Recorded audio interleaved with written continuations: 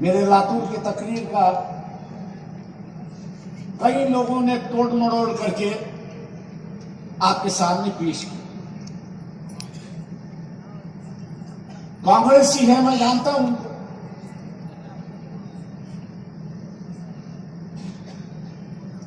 उनकी जो बहुत सारी गलतियां हैं, उनमें से एक सबसे बड़ी गलती है कि महाराष्ट्र के 32 मतदार संघ ऐसे हैं, महाराष्ट्र के 32 मतदार संघ ऐसे हैं कि जहां कांग्रेस का पन्या है, लेकिन वहां एकनाथ शिंदे की शिवसेना और दूसरी तरफ उद्धव ठाकरे की शिवसेना, ऐसी परिस्थिति। वहां वंचित बहुजन आघाड़ी का उम्मीदवार है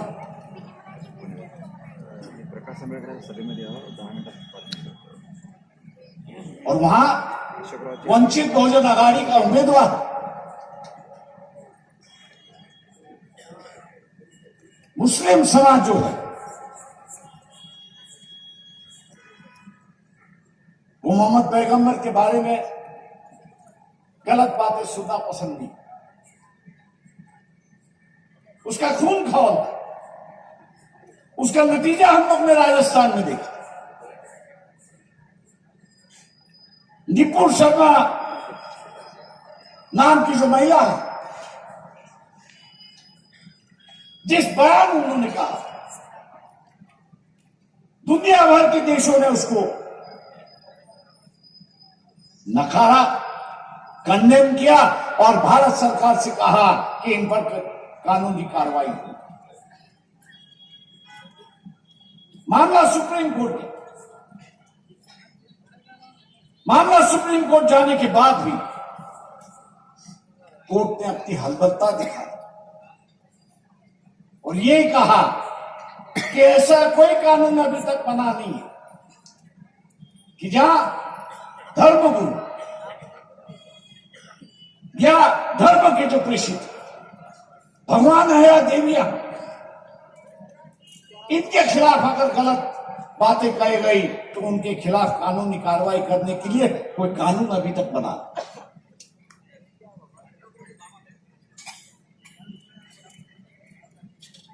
देश भर मुसलमानों ने आवाज उठाई, नारे लगे, लाखों के जुलूस निकले, लेकिन कार्रवाई हुई क्योंकि कानून नहीं। इसलिए वंचित बहुजन आघाड़ी, कपिल पाटिल जिसको हम लोग ने जिताया था, उसके माध्यम से विधानसभा में, विधान परिषद मोहम्मद पैगंबर के बिल, एक कानून पेश किया गया। सभागृह ने उसे मान लिया। हम लोग उम्मीद कर रहे थे कि कांग्रेस इसको उठाएगी और कानून की शक्ल वहां पर। मैंने बड़े बड़े कांग्रेस के नेताओं से कहा, यह जिम्मेदारी हम लोग ने ली, आपको सिर्फ अभी कानून करना है। कांग्रेस वाले मुझसे कहते थे थोड़ा धीरज ले। मैंने कहा आप कितने हादसा करना चाहते हो? दिन प्रतिदिन पैगंबर के बारे में लोग अनाप शनाप बातें लिखते जा रहे, लोगों मुसलमानों का खून खौल रहा। आप क्या चाहते हो? दंगा फसादी आप चाहते हो? जो मिडिल ईस्ट पे चल रहा है, क्या वो भारत में करना चाहते हो? धीरे से कांग्रेस वाले हमको सुनाते थे और कहते थे, प्रकाश भाई इतनी हिम्मत नहीं है। जो हिम्मत आप दिखा रहे, जो हिम्मत आप दिखा रहे हो, वो हिम्मत हमारे नेता भी नहीं।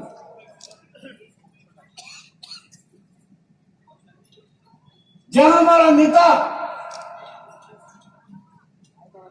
अक्लियत ये लफ्ज इस्तेमाल करता है, लेकिन मुसलमान ये लफ्ज इस्तेमाल करने के लिए तैयार नहीं है। आप इस पर से सोचो, आसिफ पर से सोचो। हमने कहा कि भी हम इलेक्शन के लिए रोक रहे। मैं आज मुसलमानों से कह रहा हूं, मैं आज तमाम नांदेड़ के मुसलमानों से पूछ रहा हूं, क्या आप चाहते हो कि यह कानून बने या ना बने? क्या आप ये इलेक्शन जो है पैगंबर के नाम पे करने के लिए तैयार हो या नहीं?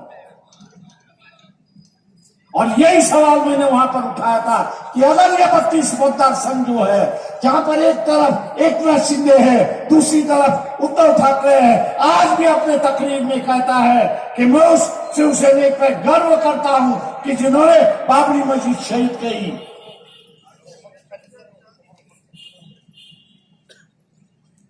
और मैंने यही अपील कही थी, वो मौलवियों से अपील कही थी, काजियों से कही थी, उलेमाओं से कही थी, यह पंजा है नहीं, तो आप वंचित बहुजन आघाड़ी के पीछे क्यों नहीं खड़े हो जाते? आप ये ऐलान क्यों नहीं करते हो कि वंचित बहुजन आघाड़ी अगर जीतती है तो मोहम्मद पैगंबर का दिन कानूनी बनता है। और जो कोई पैगंबर के बारे में या किसी और भगवान के बारे में अनाप शनाप लिखेगा तो 7 साल की सजा उसको होगी। क्या मुसलमान ये चाहता है या नहीं चाहता? ये सवाल मुसलमानों ने अपने जमीर से पूछना है। हम तो लड़ते रहेंगे, हम लोग इंसानियत के पुजारी हैं।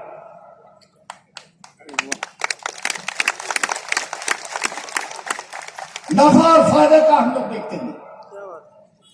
जो सही है वो सही है, जो गलत है वो गलत है। और इसलिए फारूक साहब भी मुस्लिम थे उस पर, जब हम लोग औरंगजेब की मजार पर चादर चढ़ा दी। ये नहीं हम लोग ने सोचा कि यहां का कट्टरपंथी हिंदू क्या सोचे, लेकिन इस बात की हम लोग को गारंटी थी कि जिस दिन हम लोग जाएंगे, चादर चढ़ाएंगे और यहां के कट्टरपंथियों को चैलेंज करेंगे कि आओ, जो कानूनी कार्रवाई करनी है वो कर लो, हम आपको सामना करने के लिए तैयार हैं। चाहे शिवाजी महाराज हो, संभाजी महाराज हो, राणा प्रताप सिंह हो, अकबर हो, औरंगजेब हो, इसी मिट्टी के पहले पले हो। आपस की लड़ाई उनकी थी, मैं उस पर नहीं जा रहा, लेकिन इस हकीकत को हम लोग नजरअंदाज नहीं कर सकते कि इस भट्टी के वो पैदा किए। उनका राज था। आज उसी तरह से मुसलमानों से अपील कर रहा हूं, उसी तरह मैं आज मुसलमानों से अपील करता हूं कि ये इलेक्शन जो है, आप मोहम्मद पैगंबर के नाम पर कुर्बान हो जाए। वोट जो है वो मोहम्मद पैगंबर के नाम से आती है। कांग्रेस ने आपकी झोली में क्या दिया?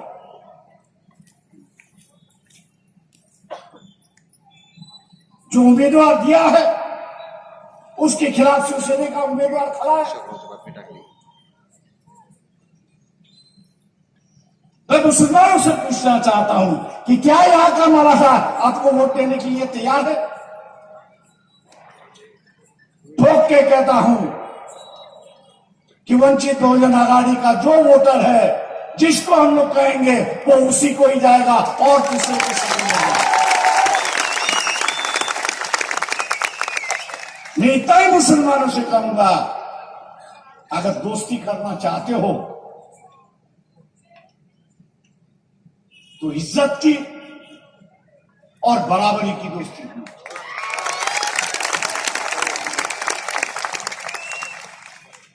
बराबरी की दोस्ती होनी चाहिए। दोस्ती ऐसी न हो कि हम दूसरों की बैग लेके चले।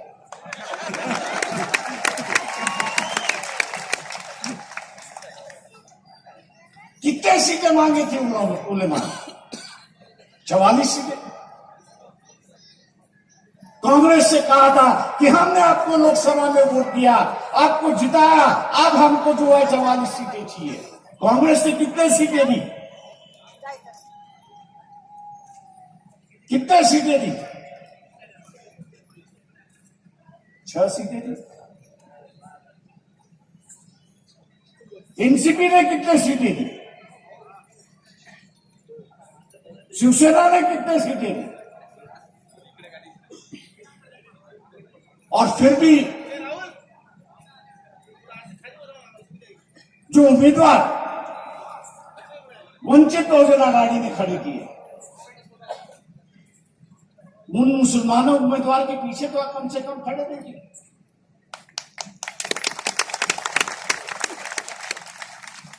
आपकी क्या मजबूरी है मैं नहीं जानता हूं, लेकिन इतना जानता हूं इस संविधान ने मुझे पूरी आजादी दी।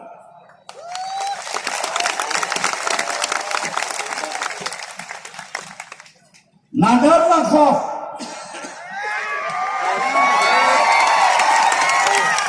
ना डर ना खौफ, मैं अपनी जिंदगी जीता। मुसलमानों से भी कहता हूं कि फिलिस्तीन का जब हमने वो कार्यक्रम मुंबई में लगा दिया, कई मुस्लिम संगठनों से मैं बातचीत करनी है। मैंने कहा मैं ऐसे करने जा रहा हूं, आपके क्या राय? बोले प्रकाश भाई जरा सोच समझ के करो। तो मैंने कहा मैंने फैसला कर लिया कि मैं करूंगा ही। आपसे पूछने आया हूं कि आप आओगे या नहीं आओगे।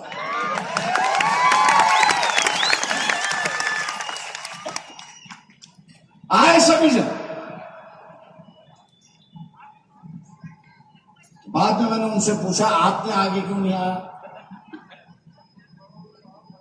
आप आगे जाते तो हम आपके पीछे हो जाते। मैं आज यहां के मुसलमानों से कहना चाहता हूं, बिना खौफ और बिना डर अपनी जिंदगी अगर गुजारनी है तो आपकी गांव वंचित बहुजन आघाड़ी के साथ जोड़ लो और आप भी उसी तरह से जोड़ लो।